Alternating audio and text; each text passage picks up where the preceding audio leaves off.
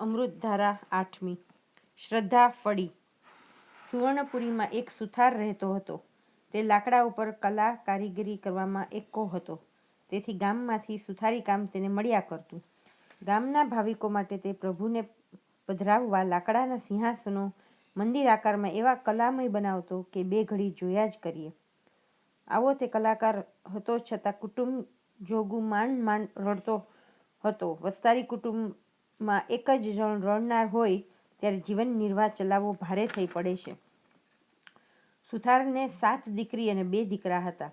તેમાં દીકરીઓ મોટી અને દીકરા નાના હતા. દીકરી એ તો પારકું ધન કહેવાય. એટલે એક પછી એક છોકરી મોટી થતી ગઈ અને પરણવા લાયક ઉંમરની થતી ગઈ. તેમ તેમ સુથારે સારા મુહૂર્તિયા શોધીને પરણાવવા માંડી અને સાસરે વળાવવા માંડી. પણ લગ્નના ખર્ચામાંથી સુથાર ઊંચો જ આવતો ન હતો.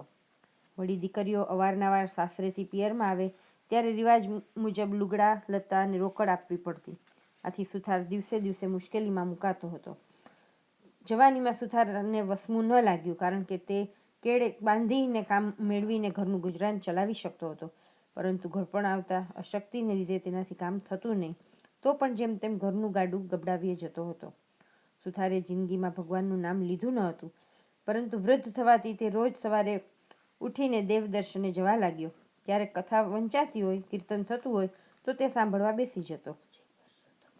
એક દિવસ કથાકારે કથામાં કહ્યું કે પાણી માત્રના ભરણ પોષણની ચિંતા હંમેશ ભગવાનને રહે છે. પ્રાણી માત્રના ભરણ પોષણની ચિંતા હંમેશ ભગવાનને રહે છે અને તે કીડીને કણ અને હાથીને મણ આપી રહે છે. ભગવાન ભૂખ્યા ઉઠાડે છે પણ ભૂખ્યા સુવાડતો નથી. તો જે માનવી પોતાના કામ સાથે ભગવાનને સ્મરે છે, ભગવાનનું રટણ કરે છે, તેના ભગવાન પર ભરોસો રાખનાર કદાપી દુઃખી થતો નથી. સુથારે કથામાં આ બધું સાંભળ્યું અને તેનો પસ્તાવો થવા લાગ્યો કે જિંદગીભર હું વૈતરું કૂટતો જ રહ્યો. હર હંમેશ પેટ પૂજાની ચિંતા રાખી, પરંતુ કોઈ દિવસ પ્રભુનું ચિંતન કર્યું નહીં. અને હું કેવો મૂર્ખ કે પ્રભુના ભજન વિના આખો મનખા દેહ એળે જવા દીધો. પણ હજુય સમય છે. શ્વાસ ચાલે છે ત્યાં સુધી પ્રભુ સ્મરણ કરું અને ભક્તિનું ભાથું બાંધી લઉં. મને વિશ્વાસ છે કે ભગવાન તેનું ફળ આ ભવમાં જ આપશે. આમ વિચાર કરતો કરતો સુથાર ઘેર આવ્યો અને તેની પત્નીને કહેવા લાગ્યો, હવે મારાથી કામ થતું નથી એ તો તું જાણે છે. તો હવે બની શકે તેટલું ભગવાનનું નામ લઉં. જો ભગવાન મને બળ આપશે તો થોડું ઘણું કામ કરીશ, જેથી આપણો નિભાવ થશે.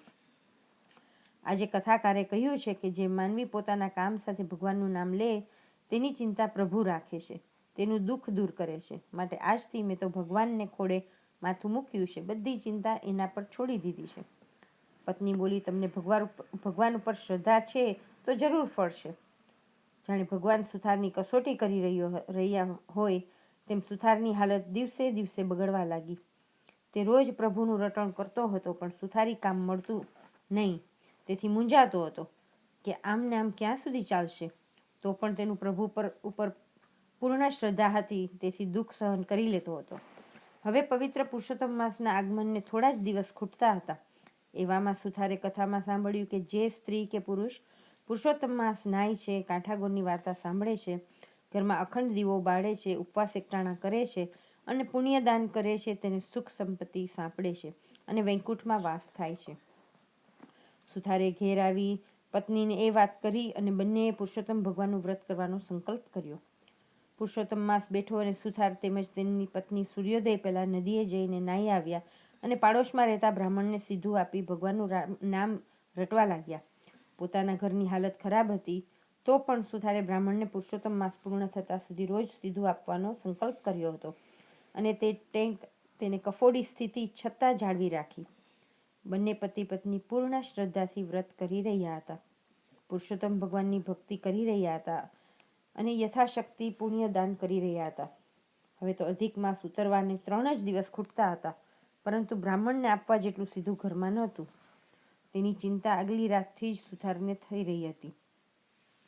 સવારના તે રોજ કરતાં વહેલો ઉઠ્યો અને દિશાએ જવા કળશીઓ લઈને જંગલમાં ગયો અને ઢાળ પડતી જગ્યાએ તે બેઠો. આગલા દિવસનો ઉપવાસ હતો અને જમીન ઢાળવાળી હોવાથી સુથારે ત્યાં ઉગેલા એક છોડનું મૂળિયું પકડી રાખ્યું હતું. મૂળિયાને આમ તેમ હલાવા જતાં તે ઉખડી ગયું અને ખાડો પડ્યો. તેમાં કંઈક ઝગમગવા લાગ્યું. સુથારે આ ઝગમગાટ જોયો, પણ હજુ અંધારું હતું, તેથી તેને સમજ ન પડી કે અંદર શું છે. તે તો ત્યાં જ બેસી રહ્યો. ધીમે ધીમે પ્રકાશ પથરાવા લાગ્યો અને છોડ ઉખડી ગયો હતો. તે ખાડામાં હીરા પડેલા દેખાયા. અંધારામાં આ હીરાઓ ઝગમગી રહ્યા હતા. સુથારે હરખથી હીરા ઉઠાવ્યા તો નીચે સોના મોહરો દેખાઈ. આથી અચંબો પામીને સુથારે તે ખાડામાંથી થોડી માટી કાઢી તો તેમાં તાંબાનો ચરુ દેખાયો. આખો ચરુ સોના મોહરોથી ભરેલો હતો. તેનું મુખ ખુલ્લું હતું. તેના ઉપર થોડા હીરા પડેલા હતા. સુથારે આ ગુપ્ત ધન જોઈ વિચાર્યું કે આ પારકું ધન છે. તેને મેં જોયું એટલે કંઈ મારો અધિકાર કે તેને હું લઈ શકું? વળી હાલમાં પુરુષોત્તમ ભગવાનનું વ્રત કરું છું, તેથી પર ધન તે પથ્થર સમાન માનવું જોઈએ. આમ વિચારી સુથારે માટી નાખીને તે ખાડો પૂરી દીધો અને જમીન સરખી કરી કશું લીધા વિના પોતાના ઘેર પાછો ફર્યો. સુથાર રોજ દિશાએ જતો, પણ બહુ વાર લાગતી નહીં. પરંતુ આજે ઝાઝો સમય થઈ ગયો એટલે સુથારની પત્ની ચિંતા કરતી દરવાજામાં ઊભી હતી. તેણે સુથારને આવેલ જોઈ કહ્યું, કેમ આજે તબિયત બરાબર નથી કે શું? કેમ વાર લાગી? સુથારે ધીરે રહીને સોનાના ચરુની વાત કરી. આહાહા, કેટલી બધી સોના મોહરો હતી અને કેવા ઝળહળતા હીરા હતા. પરંતુ તે આપણાથી લેવાય કેમ? કેમ ન લેવાય? એવું ગુપ્ત ધન જે દેખે તેના ભાગ્યનું ગણાય. કોઈને ન્યાલ કરી દેવા હોય ત્યારે ભગવાન આવી રીતે જ ધન આપે છે. આ તો ભગવાને ઘેર બેઠા ધન આપ્યું છે. તમે કેવા મૂરખના સરદાર કે લક્ષ્મી ચાંદલો કરવા આવી ત્યારે મોં ધોવા ગયા. ચાલો, હજુ માણસોની અવર જવર બહુ નથી, ત્યાં જઈને ધન લઈ આવીએ. જો કોઈ બીજાની નજર પડી જશે તો હાથથી જશે. પછી આવી તક ફરી મળવાની નથી. જિંદગીભર લાકડા છોલ્યા કરજો. ચાલો ચાલો. સુથારે કહ્યું, હું તો નથી આવતો.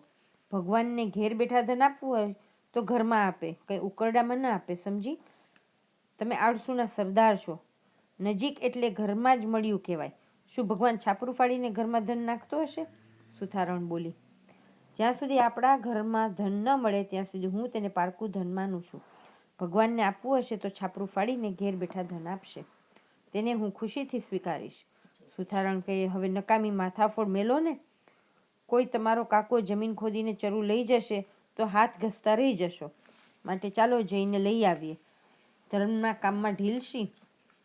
સુથારે કહ્યું, ત્યાં જવાની ના નથી. આપણો નિયમ તૂટે તેનું કંઈ ભાન છે? રોજ આપણે સૂર્યોદય પહેલાં નદીએ નાહી આવીએ છીએ અને આજે ધનની લાઈમાં નિયમ ચૂકી જઈએ, મોડા નાહવા જઈએ તો કર્યું કરાવ્યું ધૂળમાં મળી જાય. આપણી ફિકર પરમ કૃપાળુ પુરુષોત્તમ ભગવાનને છે. તેમને ધન દેવું હશે તો છાપરું ફાડીને દેશે. પ્રભુ ધારે તો પડવારમાં રંકને રાય બનાવી દેશે. સુથારણ પતિનું કહેવું ટાળી શકી નહીં, પરંતુ તેણે કકડાટ બહુ કર્યો. અંતે બંને પેલા નદીએ નાહવા ગયા. હવે બન્યું એવું કે આ બધી રકઝક સુથારની પાડોશમાં રહેતો તે એક વાળંદ સાંભળતો હતો. તેણે આ તક ઝડપી લીધી. તેણે તેની પત્નીને ઉઠાડીને કહ્યું, અલી, હમણાં સુથાર ઢાળવાળી જગ્યાએ દિશાએ ગયો હતો. ત્યાં તેણે એક ખાડામાં ચરુ દટાયેલો જોયો. સોના મોહરોથી ભરેલો છે અને તેમાં થોડા હીરા પણ છે. આપણા નસીબે તે ચરુ લીધા વગર પાછો આવ્યો છે અને બંને પતિ પત્ની નાહવા ગયા છે. માટે આપણે બંને ત્યાં જઈને લઈ આવીએ. હજુ સૂર્યોદય થયો નથી એટલે ત્યાં ખાસ અવરજવર નહીં હોય. સાથે 2 મોટી ચાદરો લઈ જઈએ, તેમાં બધું ધન બાંધી લેવીશું. સુથારે વાત વાતમાં પત્નીને જગ્યાની એંધાણી બતાવી હતી. તે આધારે વાળંદ અને તેની પત્ની ત્યાં ગયા. ચરુવાળી જગ્યા ઉપર તાજી માટી વાળેલી હતી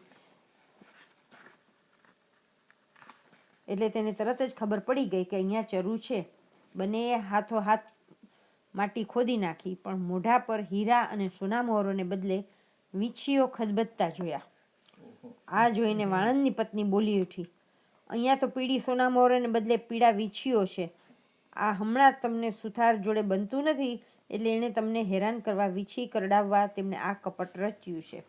આ સાંભળી વાણંદનો ગુસ્સો ગયો અને તેને સુથારની ખબર લઈ નાખવા કંઈક યુક્તિ શોધવા માંડી અને થોડી વાર સરસ યુક્તિ સૂજી આવી. તે વાત તેની પત્નીએ કહી એટલે તે પણ રાજીને રેડ થઈ ગઈ. ચરુની લક્ષ્મી વાણંદના ભાગ્યની ન હતી, તેથી તેણે પીળી સોના મોહરોને બદલે પીળા વીંછી દેખાયા હતા. એ વીંછીઓ સુથારણના ઘરમાં છાપરા વાટેથી નાખવા માટે બંનેએ ચરુ કાઢીને લુગડામાં બાંધી લીધો અને તેને ઘેર લઈ આવ્યા.